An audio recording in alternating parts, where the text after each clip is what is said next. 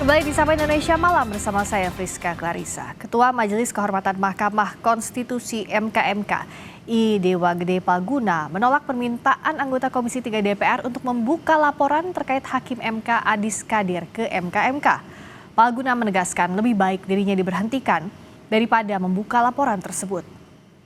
Palguna menyatakan tidak bisa mengungkap soal laporan Adis Kadir ke MKMK. Menurut Palguna, jika membuka laporan itu dia akan menyalahi sumpah jabatannya. Ia pun menyebut tidak ada pihak lain yang tahu substansi perkembangan laporan terhadap Adis Kadir kecuali 3 hakim MKMK dan meminta semua pihak menunggu hasil putusan. Palguna juga menegaskan hingga kini MKMK belum memutuskan sikap apakah laporan tersebut akan dilanjutkan atau tidak karena perkara ini masih dalam proses pemeriksaan pendahuluan. Sepanjang substansi yang sedang kami tangani, Ibu dan Bapak, tidak bisa kami buka di sini. Tidak mungkin. Karena kami akan menyalahi sumpah kami akan menyalahi hukum acara. Tetapi yang pasti yang bisa kami sampaikan adalah, tolong dong, jangan ini dianggap kami sudah memutus. Ini baru pemeriksaan pendahuluan, Pak.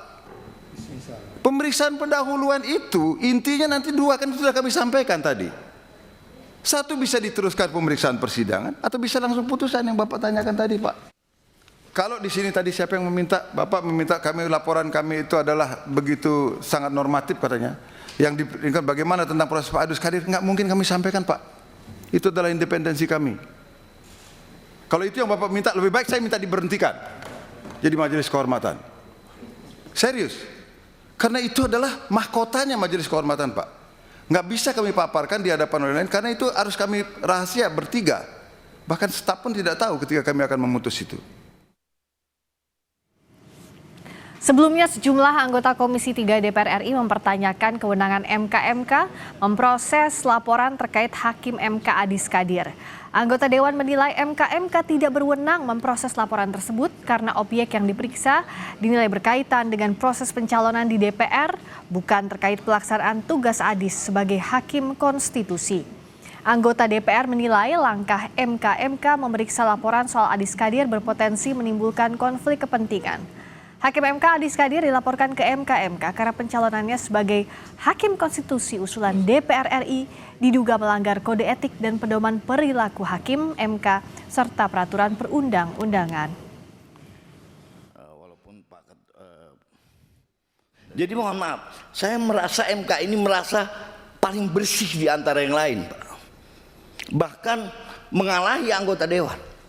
Kita yang bikin undang-undang itu seakan-akan kita ini tidak ada apa-apanya dibanding MK. Asal Bapak tahu, Pak, kami ini di sini dipilih oleh rakyat. Dan Bapak bukan dipilih oleh rakyat. Terima kasih. Bukan rahasia umum, Pak. Tadi Bapak mengatakan tidak ada pelapor. Kita ada pelapor. Bukan rahasia umum, Pak. Pelapornya itu aja kok, Pak.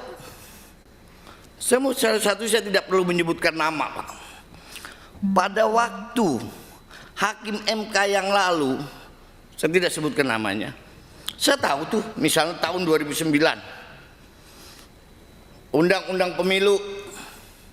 Undang-undang pemilu pada waktu itu di pemilihan dengan suara terbanyak yang melapor orang dari Surabaya dan berkali-kali orangnya itu aja yang lapor. Jadi ini udah rahasia umum, Pak. Makanya oleh karena itu saya berharap bersikap bijaklah MKMK.